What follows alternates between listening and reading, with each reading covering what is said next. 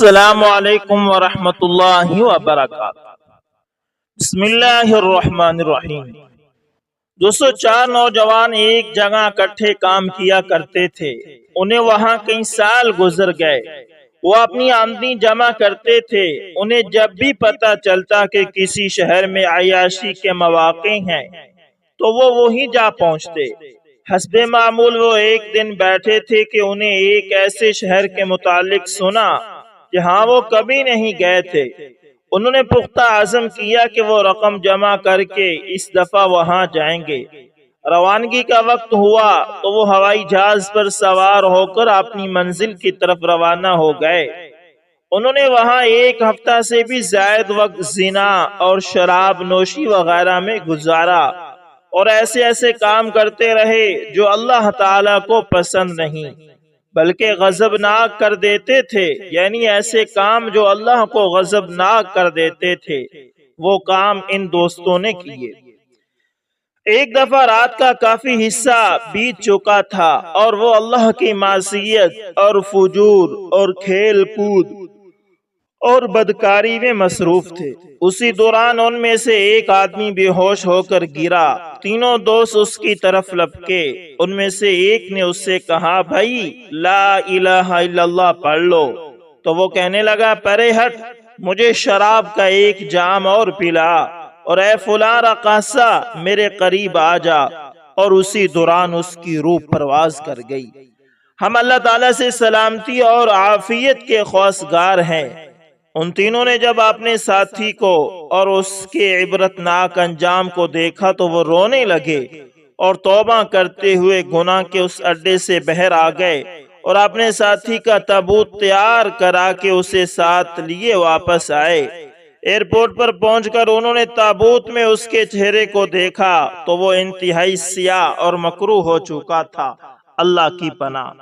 میرے بھائی، اچھے عمل کرو تاکہ آپ کا چہرہ روشن ہو، اور اس جہاں میں کامیابی کے لیے کوشش کرو جس کے ساتھ اللہ سے ڈرنے والے تیاری کرتے ہیں، تاکہ تم بھی ان لوگوں میں سے بن جاؤ جن کے متعلق اللہ نے فرمایا ہے، وَأَمَّا الَّذِينَ ابْيَضَّتْ وُجُوهُهُمْ فَفِي رَحْمَةِ اللَّهِ هُمْ فِيهَا خَالِدُونَ، اور جن کے چہرے روشن ہوں گے وہ اللہ کی رحمت میں ہمیشہ ہمیشہ رہیں گے۔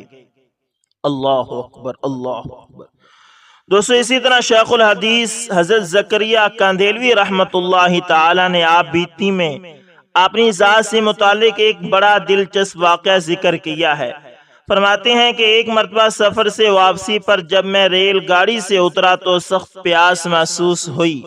سخت گرمی کا موسم تھا، لہذا پیاس کافی شدید تھی۔ پلیٹ فارم کے کنارے ایک سیک کی دکان تھی جس میں مختلف رنگ کے شربت تھے۔ میں دکان پر گیا اور ایک بوتل کی طرف اشارہ کرتے ہوئے کہا کہ مجھے وہ فلاں شربت دے دو۔ سیک نے مجھے اوپر سے نیچے تک بڑی غور سے دیکھا اور سخت انداز میں بولا، جاؤ، یہاں سے کوئی شربت وربت نہیں ملے گا۔ مجھے بڑا غصہ آیا کہ پیسے دے کر لے رہا ہوں، کوئی پھری کا تھوڑی مانگ رہا ہوں۔ یہ سکھ بڑا حاسد قسم کا ہے۔ اس زمانے میں انگریزوں نے جو مسلم اور غیر مسلم میں نفرت کرائی تھی، میں نے سمجھا شاید یہ اسی کا ہی کچھ اثر ہوگا۔ چنانچہ میں باہر آ گیا۔ جو سے مجھے لینے آئے تھے، میں نے یہ واقعہ ان سے نقل کیا کہ وہ سکھ تو بڑا حاسد ہے، مجھے پیاس لگی ہے اور اس نے شربت دینے سے انکار کر دیا ہے۔ وہ سے مسکرائے اور کہا، حضرت، وہ شربت کی دکان نہیں، شراب کی دکان تھی۔ یہ سن کر میں نے آسمان کی طرف چہرہ کیا اور کہا، الحمدللہ، یا میرے اللہ، تو نے مجھے آج بچا لیا، ورنہ اگر ایک گھونٹ بھی پی لیتا تو میرا کیا ہوتا۔ اور دل ہی دل میں اس سکھ بیچارے کا بہت شکریہ ادا کیا کہ اس نے مجھے شریف آدمی سمجھ کر دینے سے انکار کر دیا۔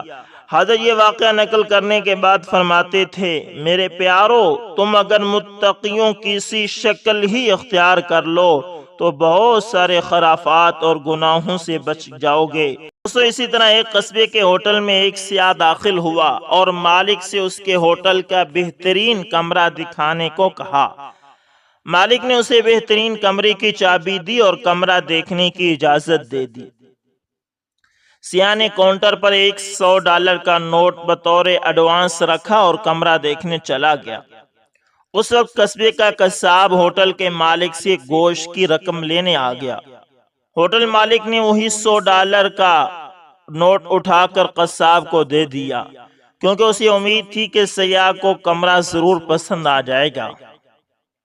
قصائی نے $100 لے کر فوراً یہ رقم اپنے جانور سپلائی کرنے والے کو دے دی۔ جانور سپلائی والا ایک ڈاکٹر کا مقروض تھا جس سے وہ علاج کروا رہا تھا، تو اس نے وہ $100 ڈاکٹر کو دے دیے۔ وہ ڈاکٹر کافی دنوں سے اسی ہوٹل کے ایک کمرے میں مقیم تھا، اس لیے اس نے یہی نوٹ ہوٹل کے مالک کو ادا کر دیا۔ وہ $100 کا نوٹ کاؤنٹر پر ہی پڑا تھا کہ کمرہ پسند کرنے کے لیے سیڑھیاں چڑھ کر گیا ہوا متوقع گاہک واپس آ گیا اور ہوٹل کے مالک کو بتاتا ہے کہ مجھے کمرہ پسند نہیں آیا۔ یہ کہہ کر اس نے اپنا $100 کا نوٹ اٹھایا اور وہاں سے چلا گیا۔ اکنامکس کی اس کہانی میں نہ کسی نے کچھ کمایا اور نہ کسی نے کچھ خرچ کیا، لیکن جس قصبے میں سیاح یہ نوٹ لے کر آیا تھا اس قصبے کے کتنے ہی لوگ قرض سے فارغ ہو گئے۔ سبب پیسے کو گھمائیں نہ کہ اس پر سام بن کر بیٹھ جائیں، کیونکہ اسی میں عوام الناس کی دلچسپی اور اسی میں عوام الناس کا فائدہ اور فلاح ہے۔ تو اسی طرح ایک ریاست میں ایک بوڑھے شخص کو کوئی روٹی چوری کرتے پکڑا گیا، یعنی وہ کوئی روٹی چوری کر رہا تھا، بوڑھا شخص اسے پکڑ لیا گیا۔ علاقے کے کچھ لوگ اسے پکڑ کر وقت کے قاضی جج صاحب کے پاس لے گئے۔ قاضی نے بوڑھے بابا سے کافی سوالات کیے، لیکن بابا نے کوئی جواب نہیں دیا۔ بالآخر قاضی نے فیصلہ یوں سنایا کہ بابا جی روٹی چوری کرنے کے جرم میں 1 درہم $1 تندور کے مالک کو بطور جرمانہ ادا کریں گے۔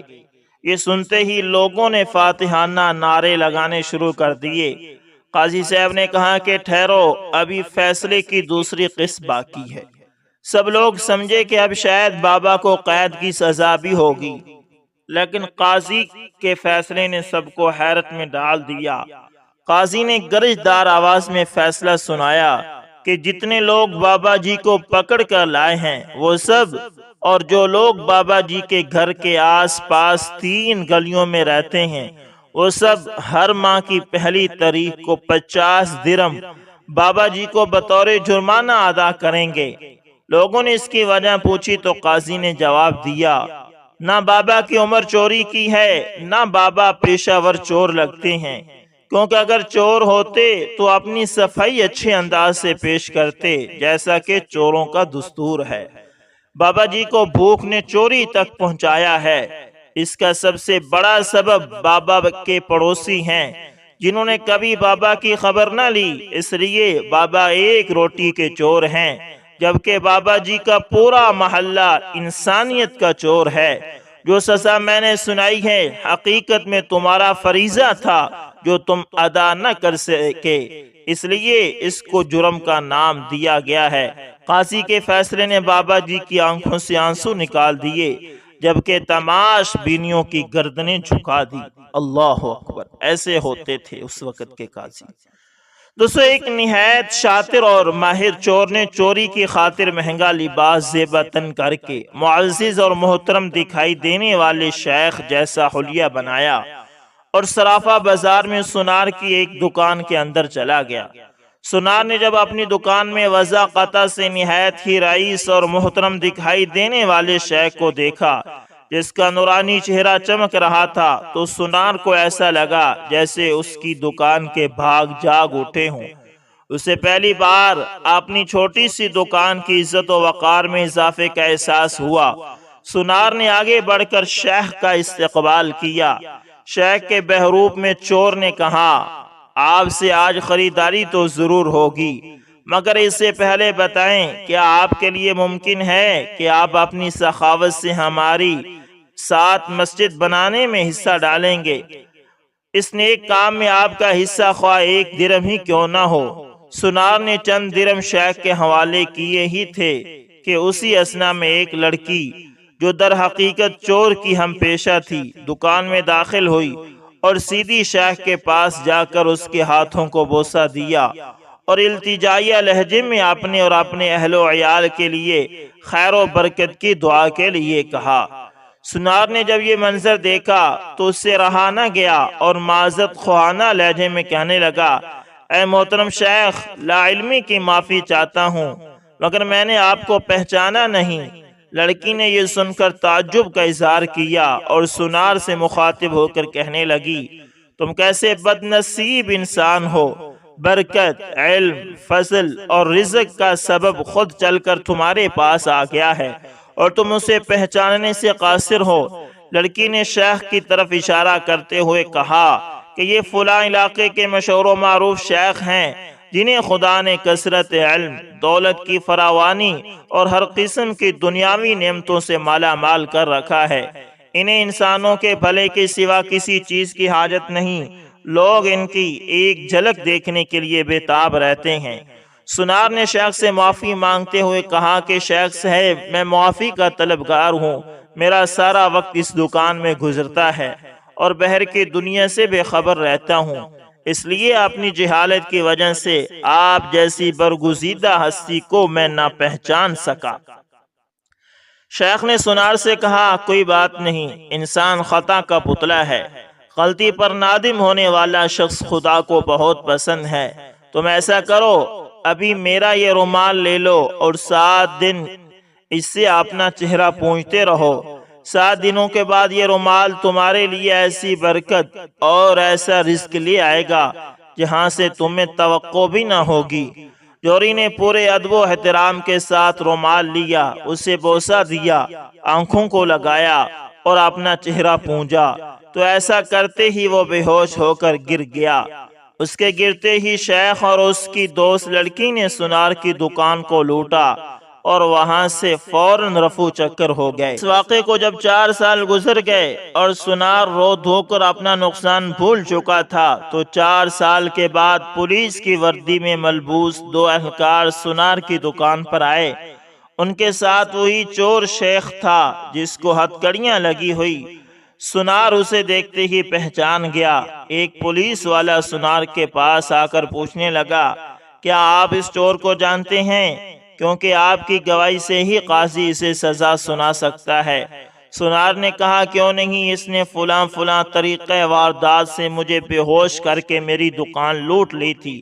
پولیس والا شیخ کے پاس گیا اور اس کی ہتھکڑی کو کھولتے ہوئے کہنے لگا، تم نے جس طرح دکان لوٹنے کا جرم کیا تھا ٹھیک اسی طرح وہ ساری کاروائی دہراؤ تاکہ ہم طریقہ واردات کو لکھ کر گواہ سمیت قاضی کے سامنے پیش کر کے تم پر فرد جرم عائد کروا سکیں۔ شیخ نے بتایا کہ میں اس طرح داخل ہوا اور یہ کہا اور میری مددگار لڑکی آئی، اس نے فلاں بات کی، پھر میں نے رومال نکال کر دکاندار کو دیا۔ پولیس والے نے جیب سے ایک رومال نکال کر شیخ کو تھمایا۔ شیخ نے سنار کے پاس جا کر اسی طریقے سے اسے رومال پیش کیا تو پولیس والا سنار سے کہنے لگا، جناب آپ بالکل ٹھیک اسی طریقے سے رومال کو چہرے پر پھیرے جیسے اس دن پھیرا تھا۔ سنار نے ایسا ہی کیا اور وہ پھر سے بے ہوش ہو گیا۔ شیخ نے اپنے دوستوں کی مدد سے دوبارہ دکان لوٹ لی۔ جنہوں نے پولیس والوں کا بھیس بدل رکھا تھا وہ شیخ کے اپنے چور دوست تھے۔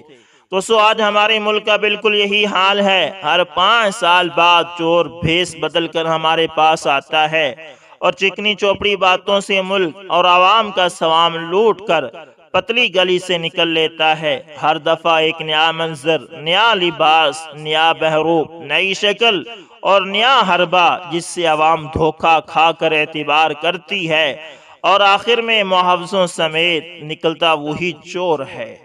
اللہ اکبر۔ اللہ تعالی ہمارے ملک پر رحم فرمائے۔ تو اسی طرح کسی باغ میں ایک کبوتر نے اپنا آشیانہ بنایا ہوا تھا جس میں وہ دن بھر اپنے بچوں کو دانا چگاتا۔ بچوں کے بال اور پر نکل رہے تھے۔ ایک دن کبوتر دانا چونچ میں دبائے باہر سے آیا تو سارے بچوں نے اسے تشویش سے بتایا کہ اب ہمارے آشیانے کی بربادی کا وقت آ گیا ہے۔ آج باغ کا مالک اپنے بیٹے سے کہہ رہا تھا پھل توڑنے کا زمانہ آ گیا ہے، کل میں اپنے دوستوں کو ساتھ لاؤں گا اور ان سے پھل توڑنے کا کام لوں گا، خود میں اپنے بازو کی خرابی کی وجہ سے یہ کام نہ کر سکوں گا۔ کبوتر نے اپنے بچوں کو تسلی دیتے ہوئے کہا باغ کا مالک کل اپنے دوستوں کے ساتھ نہیں آئے گا، فکر کرنے کی کوئی بات نہیں۔